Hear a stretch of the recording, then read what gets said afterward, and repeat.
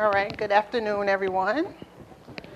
As she mentioned, my name is Keisha Rogers. I'm a certification officer with the City of Chicago Department of Procurement Services. And we also have Sonia Larkin.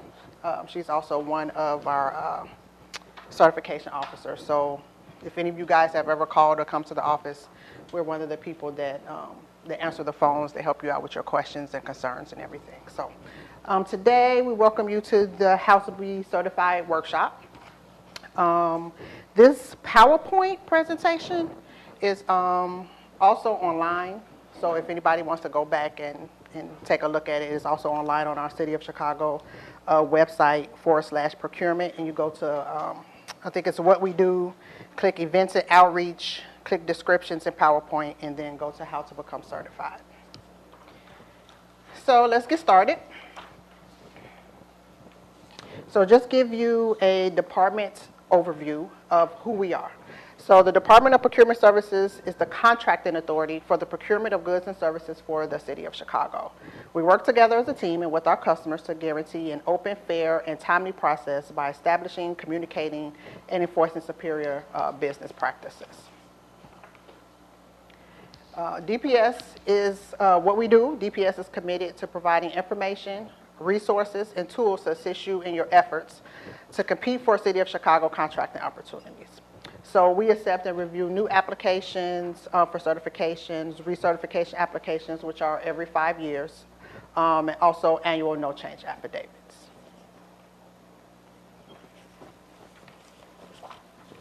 We also contract compliance with negotiated contractual MWDBE participation goals. So you'll see a lot of the acronyms, as you'll see MW, which is minority, W is women, DBE, disadvantaged business enterprise. We set standards for contract participation for MWBEs as well as DBE and ACDBEs. We assist vendors through our website, which is the cityofchicago.org/procurement and chicago.mwdbe.com.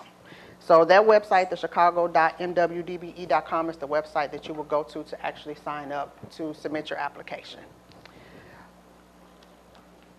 Okay, so the City of Chicago certification programs. This is kind of what I was mentioning. You always hear us say MBE, WBE, BEPD. So these are the different certification programs that we have. So you have the MBE, which is the minority-owned business enterprise, WBE, which is the women-owned business enterprise, the BEPD, businesses owned by people with disabilities. Those three are local programs. And then you have DBE, which is the disadvantaged business enterprise, and ACDBE, which is the airport concessions disadvantaged business enterprise. So those last two are actually federal programs. So what are the benefits of certification?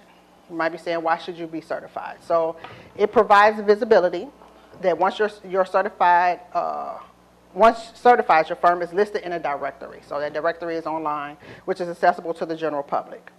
There are minority, women, and disadvantaged business participation goals on City of Chicago projects and sister agencies. There are businesses in the private sector that also seek out certified firms for products or services as well. The City of Chicago also has a target market program which provides exclusive bidding to certified minority and women-owned business enterprises. So this allows certified businesses to take 100% of the contract because there are no subcontractor goals associated with the project.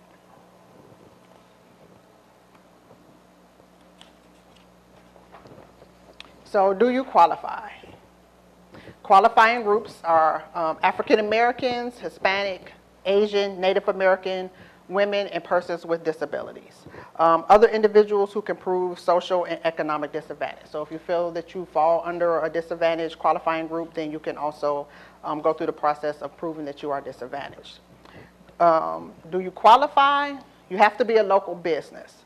So your principal place of business and majority of your full-time workforce has to be located in Cook, DuPage, Kane, Lake, McHenry, or Will County. So your business, mostly everything, your corporate headquarters, everything should be in one of those counties. If you are applying for DBE or ACDBE, you can be anywhere in the state of Illinois. So again, that's the federal program.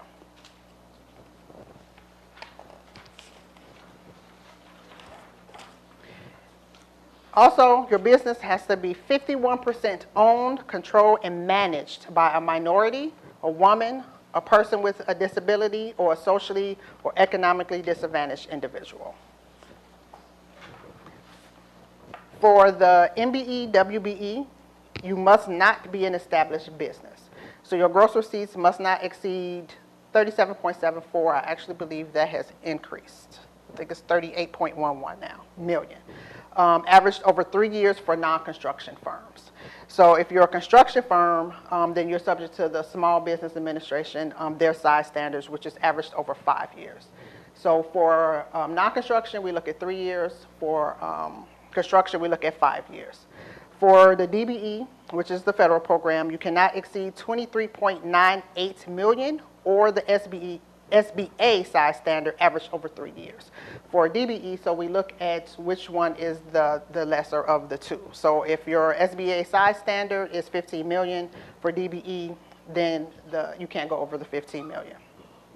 For ACDBE, you cannot exceed 56.42 million for most firms. Some exceptions do exist for that.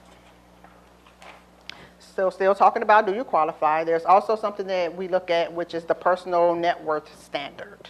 So for MBE and WBE, this pertains to construction firms. So the threshold only applies to construction companies, and it is currently at 2.2 million. I think that's the same, that hasn't changed. And this is evaluated annually by the City of Chicago. So for DBE and ACDBE, the threshold applies to all people seeking certification and is currently at 1.32 million. So for, you only need to fill out a personal net worth statement if you are applying for construction. If you're applying for the MBE or WBE, you don't need it for non-construction. For DBE, ACDBE, the federal programs, you will need to complete a personal net worth, no matter if it's construction or non-construction.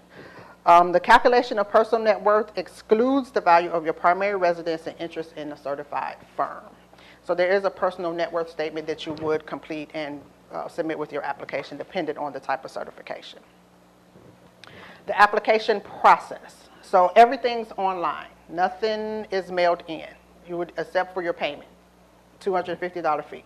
But everything is electronic. You will go to that website, which I listed earlier, explained earlier, which is the chicago.mwdbe.com. So that's where you go, create your username and your password. As it states in the slide, no more paper applications. You submit the $250 fee, money order or cashier's check, made payable to the City of Chicago. You can deliver that, or you can send it via mail with some form of tracking, of course. So there's no fee for the DBE and the ACDBE or the BEPD programs. And along with your application, you will submit all of the supporting documentation that we will need in order to assess your application. So the type of things that we would need from you when you apply would definitely be your contact information. Definitely most important, one of the things, the type of certification you are seeking. So whether it's MBE, WBE, DBE, you will learn all these acronyms, ACDBE, BEPD. And the BEPD requires a Schedule G form. So again, the BEPD is for people with disabilities. So they will have to submit that Schedule G form. Your ownership information, employee information, facility information, financial information, licenses. There's tons of different information that you will have to submit. Everything's uploaded along with your application. So again, nothing's mailed in. You will upload. Everything needs to be scanned onto your computer and upload it into your application. We will also look at your experience. That's something that you want to make sure that you definitely communicate very well to us. So we want to look at resumes, any type of certifications that you have, a general partnership, which is 2 or more people that go into business together without any formalities. So one of the things that you would possibly provide for that will be your partnership agreement. Limited partnerships. The limited partners are more like stakeholders in the corporation. They are not liable for the debts beyond their own contribution. And again, something for that you will provide will be an assumed name certification or certificate of limited partnership.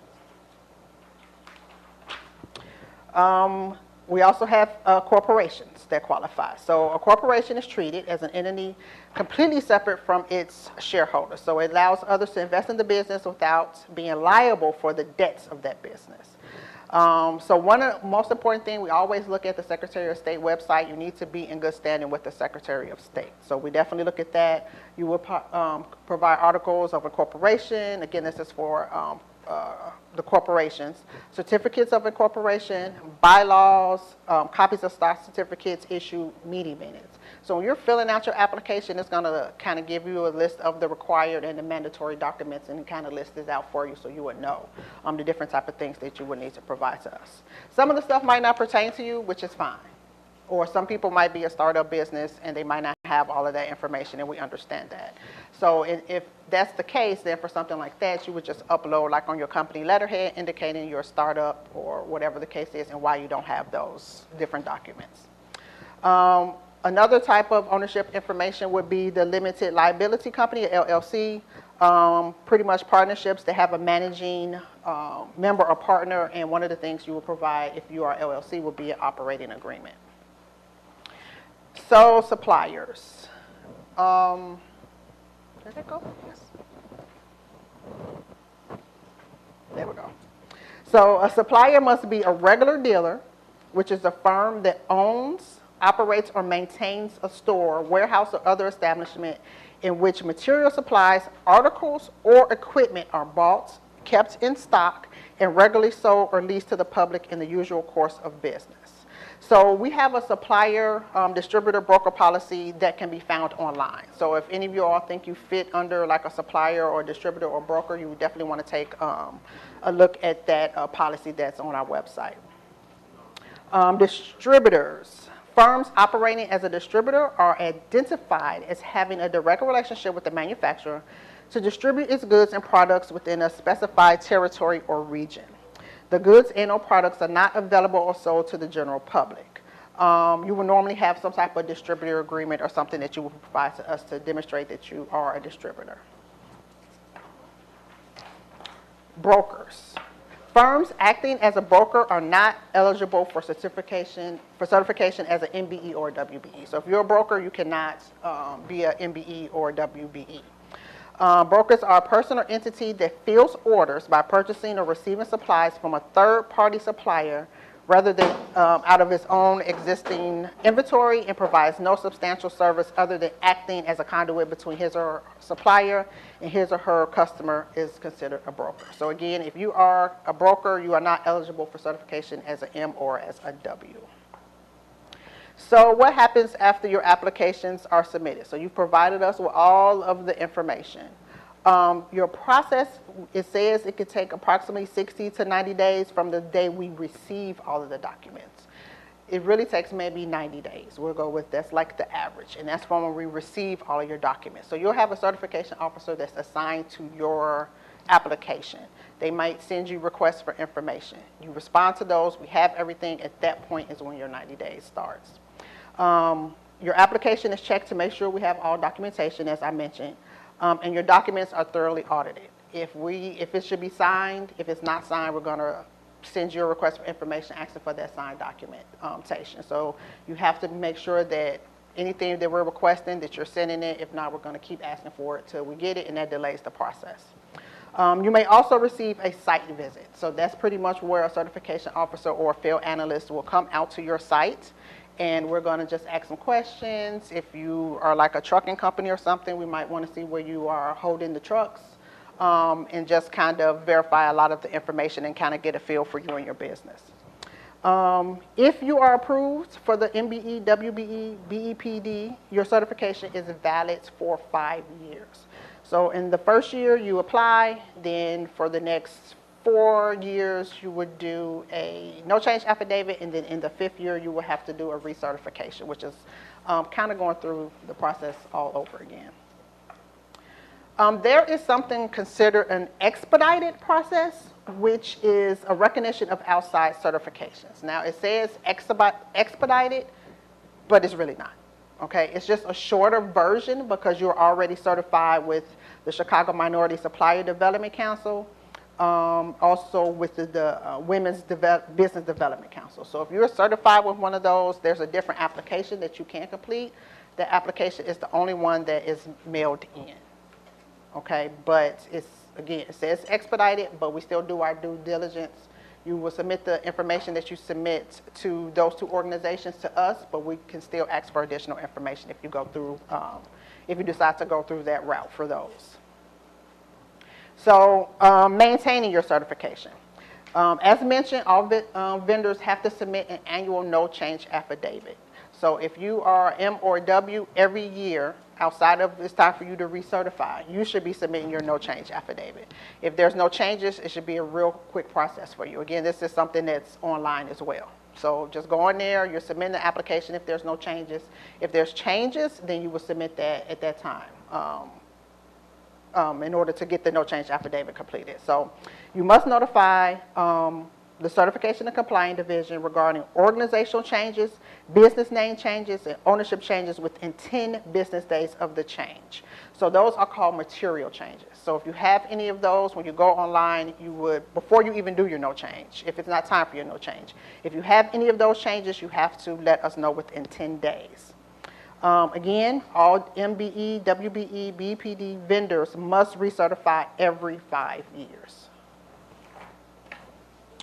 Expansion of services. So let's say you're certified in one area such as flatbed trucking or something, and now you want to local, and now you want to expand and do long distance.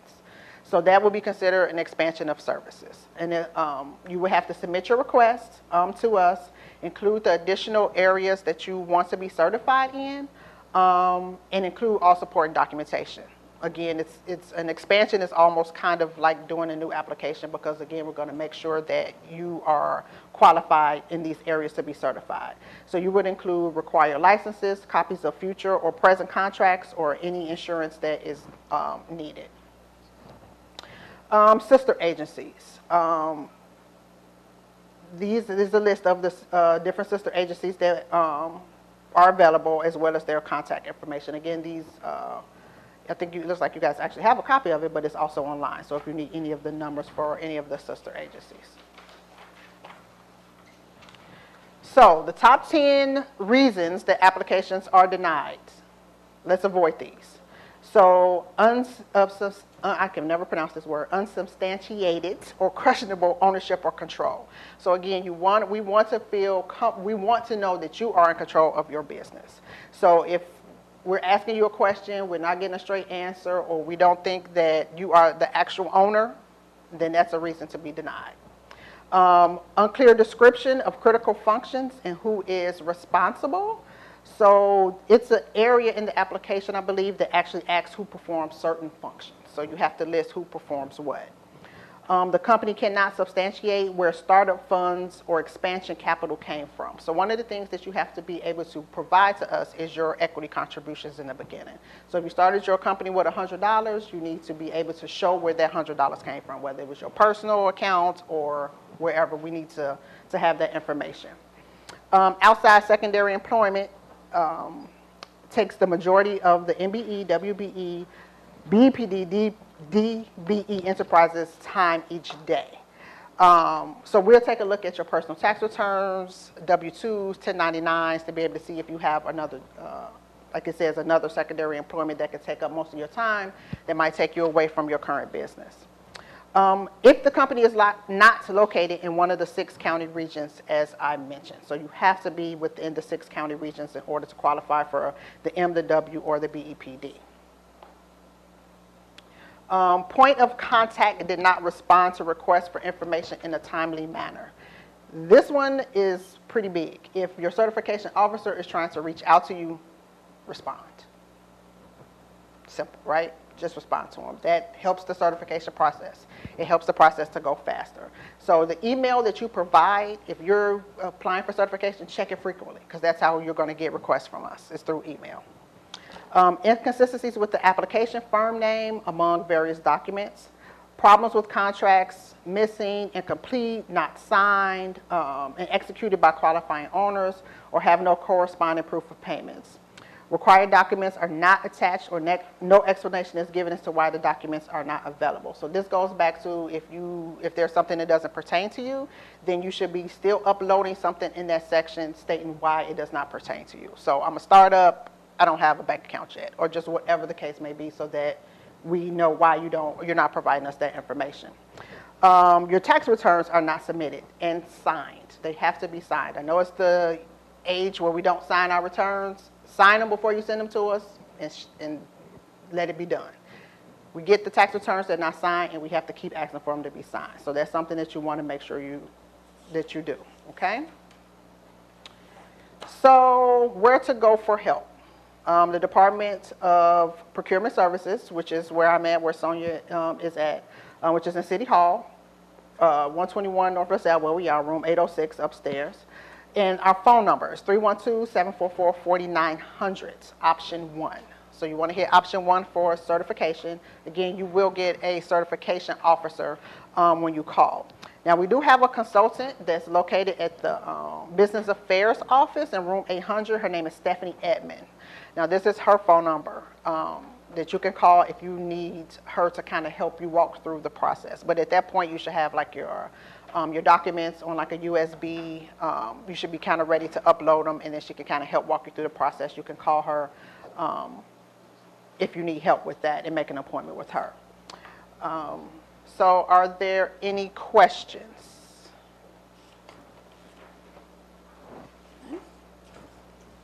No questions? Okay.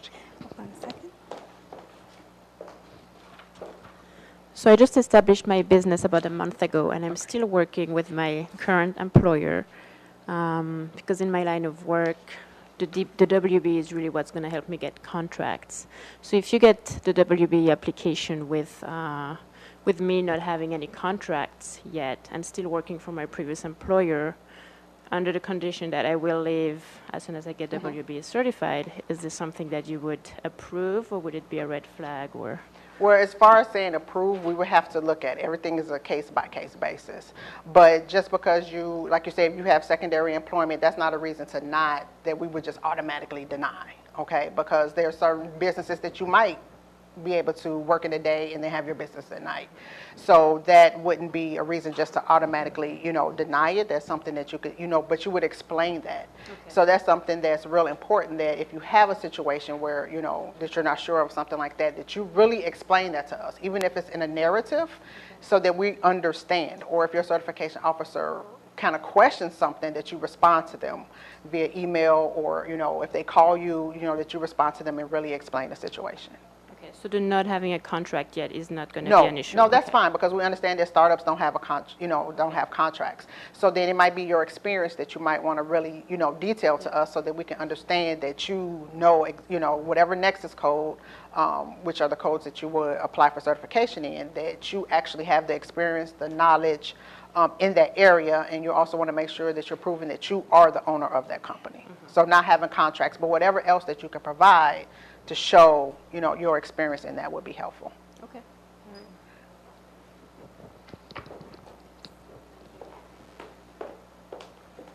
Hi. Hi. Can you get your WBE and DBE at the same time? Yes. Are they separate, or is this all one application? They're for all separate of it? applications, though. Oh, okay. But you can apply for them all at once. So Okay. for your W, there's a $250 fee. For the DBE, there is no fee. Oh, so there's okay. 2 separate applications. You can put them in at the same time. Oh, thank you. You're welcome. Follow up. Is the DB certification with the City of Chicago the same as IDOT, or are they separate? IDOT has their own separate, they're one of our Illinois UCP agencies. So, Sonia, you want to chime in with that? But I'll go, thank you. Sorry. So the DBE program has 5 agencies in it. It's called the Illinois Unified Certification Program. It's for disadvantaged business enterprises. So the 5 agencies are IDOT, PACE, CTA, Metra, and Chicago. And so if you apply at any one of those agencies, that certification as a DBE, a Disadvantaged Business Enterprise Program, can be utilized by any of the other agencies, and I'm going to use this term again because you're going to start hearing it. It's a part of the Illinois UCP. So it's like the umbrella or the parent of this certification group. But again, those 5 agencies are a part of it. If you choose to do you talked about a WBE certification, and you know that you want to be DBE certified also, it's a little more effective for you to do it at the same time for you, the applicant. But if in fact there's reason for you to do your WBE or your WNMBE with the City of Chicago, you're welcome to do that, and do your DBE with CTA if you've had conversation with CTA, because again, it's accepted by all agencies. So if you did CTA and now you're going to do M or W, it's accepted by the other 4 agencies. Again, the Illinois Unification Program. Are there any other questions? I mean, these are No. also, so give me some idea. Okay, we have a question here. This may not be exactly your department, but do I need, if my business is not headquartered in the city of Chicago, do I need a city of Chicago business license or not? Tell us a little bit about your business. Again, I just established it a month ago, but it's basically to provide airport planning services, and I would be working out of my home. It would be just me at first. And the home is located in the city of Chicago? No, it's in Glenview. Okay, so obviously you would not need a home occupation license from the city of Chicago because the business is not located in the city of Chicago. So Okay. I would tell you, no, you do not Okay. need a business license from the city of Chicago. But are there any requirements by Glenview to have a home occupation business license? No, but I do have a business license with them. All right, Yeah. so you would provide us with a copy of that business license. Any document you can give us, any additional information you can give us, it adds to the validity of the application that you're providing. So this young lady said she's in Glenview. She has a Glenview business license. So she would upload that into, I believe it's called additional documentation, in the upload area of the application of the MW and DBE, ACDBE applications. And again, everything is online. Okay, we have a question? Okay, so my company is a startup company, and we're based out of a WeWork space.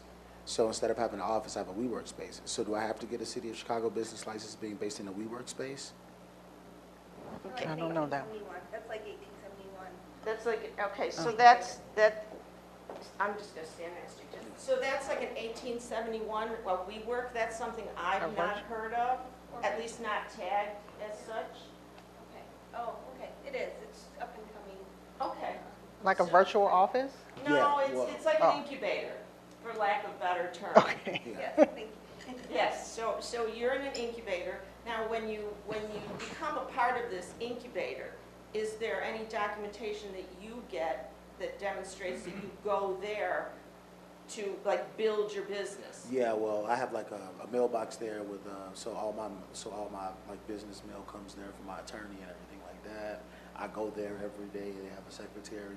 It's a mailbox number and everything like Okay, that. so you've signed some sort of an agreement, Yeah. so you have a little, some legal commitment to that location. Yeah. So that's what you would provide us with.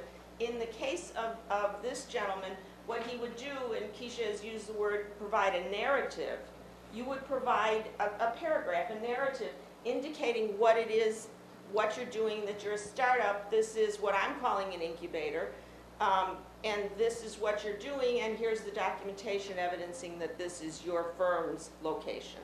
And then I think too, just to kind of add on to what Sonia was saying, you said, do you need a business license for that? Yeah. I would reach out to probably the business affairs and see if you would need a business license for that. And I have another question. Bid opportunities like in IDOT and CTA, are they listed on the City of Chicago website, or are those bid opportunities listed on a different website? Those would be listed on the individual websites. Okay. And they will also be in the buy-in plan.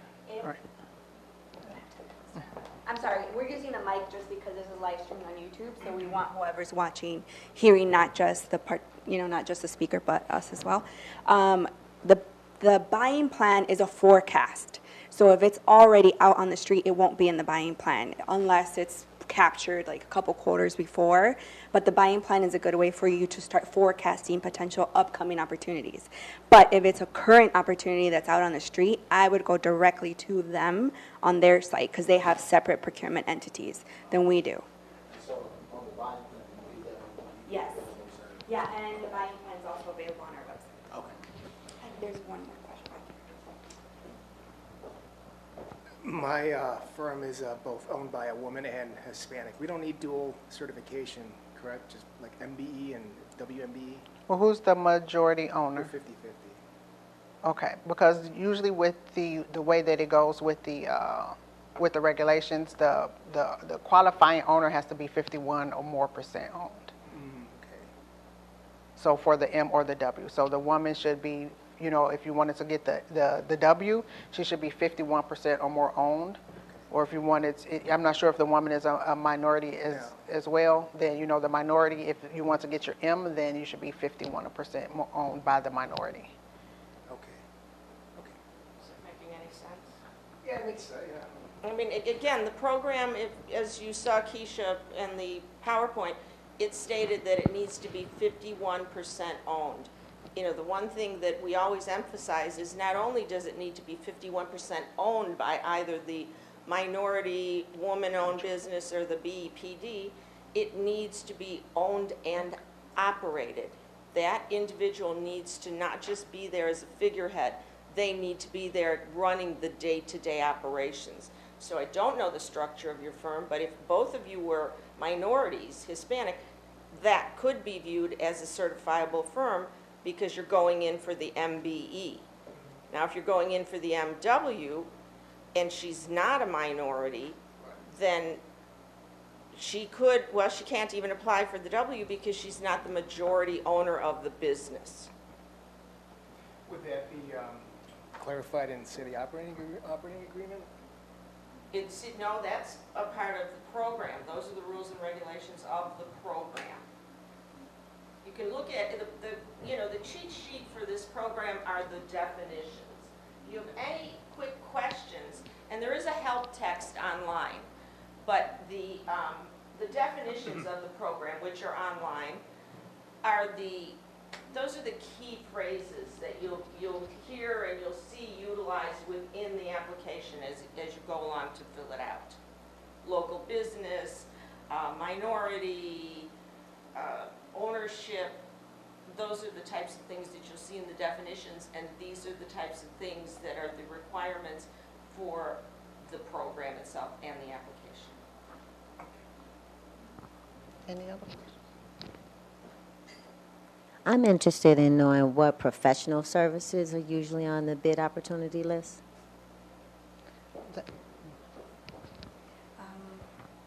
So on the bid opportunity list, I don't know how it's broken out. So that is the bid opportunity list, the Excel handout. I don't think it's broken out by, so there's no really way to filter it unless you do a Control F online, because that's available online and you can do a search for professional services. And hopefully that's the easiest way I can think of finding it. But that's what's currently out there. If you want to see professional services that are upcoming, the buying plan is structured and it's divided by entity. So there's no way to have all professional services across the board for everyone because each entity has their own procurement. But it's also on our website. So you can also, the easiest way I tell everyone is to do a Control F, Control Find, and search keywords. And that way it'll make it a little bit easier. But it's not in an Excel format where it can make it easier for you just because it's so dense. The book is so dense with so much information that the PDF format was easier. But we are working on streamlining it in 2018 as one of our initiatives through the Procurement Reform Task Force to make it easier for you guys to search stuff based on what your criteria are. Anyone else have any other samples? When you were talking about the personal net worth statement, you mentioned that WB non-construction did not need one. Is that correct? That's correct. Oh, okay. Thank you. Makes it easier. Now, I would like to say this one thing. With the personal net worth statement, even though you do not need it, when you get ready to go apply online, you're going to still have to go through the process of filling it out.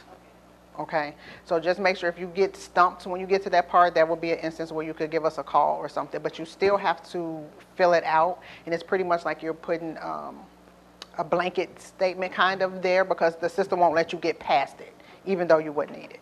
So when you say fill it out, do you mean I still have to put in all the numbers or just? No, you wouldn't have to put in numbers, you would put in zeros. You have to put in zeros. Zeros if it's asking for a numeric. Some fields are asking for text, then you would just put none or not applicable, and then some might even ask for a date, and then you might just have to put like today's date or something. At the top of it, you will see where it's, in some of the, as you go through it, it'll tell you there where you should put if it's not applicable, but you're still going to have to go through the personal net worth section of the application to get through, almost as if you're filling it out, even though you don't need it. That's just something, it's been automated now, so that's a step that you'll have to go through. Yes. Okay, so we are an engineering, design, and services firm. We're not actually MBE type. Do we have to be certified for all the bid opportunities, or what opportunities required to be certified? Would that be WBE or MBE certification needed? You don't have to be certified. So, I mean, you know, to, based out of New Jersey, but we have offices in Schaumburg and teams Okay. in right, so you would, if you wanted to bid for something, you wouldn't have to be certified. You could, I mean, you could bid for anything. Certification, this program, certification, what it gets you in any of the opportunities? A special category, or what is it? Well, it pretty much, the benefits of certification, which were kind of towards the beginning of the presentation, is because the contracts, they'll have certain goals, like MBE and WBE goals that they have to fill. So if you are MBE or WBE or whatever, certified, then, they have to have a certain percentage of that contract to be filled by those certified firms. And we also have a target market program, which is strictly bid opportunities for only M&W But firms. listed out in this bids that which ones require the MBE? No, you would have to go directly into each document to find out what the participation goals are, because it's not part of the outline. But the way to easily see the target market one is they'll say target market on there. So whatever you see that's target market is only for certified firms. So all these are active bids that we can participate?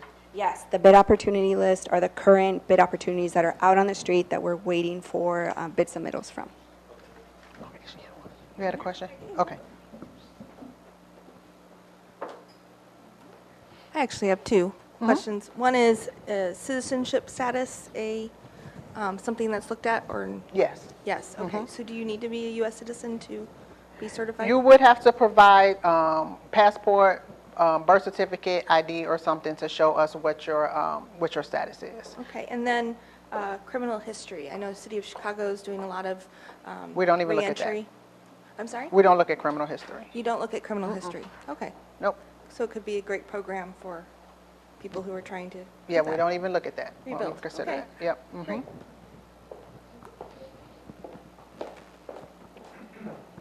Being that my company is an LLC also, and I have 51% control of the company. My partner, I have an angel investor whose net worth is way higher than the net worth minimums on there.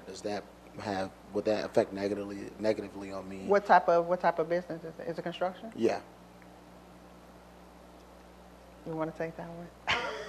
First, you're Yeah. telling us that it's a construction company, Yeah. and you're telling us it's an LLC, Yeah. and so you have an operating agreement. Yes. Who on the operating agreement is a managing member? Me, and I have a partner who's a manager. He's a managing partner also. So you each have a vote. Yeah. So who is the tiebreaker? I am. I have 51%. You have 51%. Yes. You know what, it's, again, as Keisha said, it's a case by case. Okay. So I would make sure I provided all the information and everything would be reviewed. So the firm is new, it's not been in business for very long. We've been in business for a year. So you filed tax returns? Yes. You've each taken a salary? Yes. You've issued W-2s and/or 1099s? Yeah. And all of that information will be taken into consideration in the review of the application. So all of these catchphrases that I'm using, you'll see are requirements in the application. You know, the corporate tax returns, the individual tax returns, W-2s, 1099s, not only for yourselves, for both, in this case, both owners, but also for any employees or independent contractors. So again, it's case by case. We would look in the situation of this application, we would look at the entire picture. Okay. Do you have any other questions? We have time. Okay, so say you're going to bid on a RFP, and you are a certified MBE, WBE firm. Do you have to still comply with that set-aside percentage if you're already one of those entities? So say you go ahead and you bid to be the what do you call it, the master? So you're looking to be a prime. The prime. Say you're going to bid to be the prime, and the prime in the contract. It's not a target market, Correct. and it has a requirement For a set-aside, for an MBE. for a compliance. We call it a compliance plan, where the majority of the compliance plans currently have a 26 for a minority business enterprise subcontractor and a 6% business enterprise subcontractor. I will tell you that yes, you will still need to provide A compliance subs. plan? Mhm. Okay. Okay, thank you. Any other questions? No? No other questions? Keisha did such an excellent job. You all are going to go right home. So you can also go and like us on Facebook. On the screen is the Facebook page. So Facebook, Chicago DPS. Or what do you do on Twitter? Follow on Twitter? I don't know. I don't follow on Twitter. I Like don't us on Facebook and follow us on Twitter. Twitter. There we go. I don't tweet. So we do have those pages. I know they had mentioned earlier to sign up for DPS alerts. That's a really good tool, and definitely use our website. I mean, everything is pretty much on there. The regulations, a checklist to kind of help you out pretty much. But again, we're available. So, you know, our number is 312-744-4900. When you call that number, option 1, that's the certification officer that you are speaking with. And once you get your certification officer, you can always work directly with them as well. And we also recommend you to look at our workshop schedule because there's tons of free workshops out there. There's the one that's how to navigate our website because there's just so much information on our website. It's kind of hard to navigate it, so we have that workshop. And then if you are free to stay for the next one, which is at 3:15 in the same room, it's how to do business with the City of Chicago, and we will have one of our attorneys teach that class. So thank you. Okay, thank you. Yeah, I'll show you on the workshop schedule when the next one is. Oh, thank you.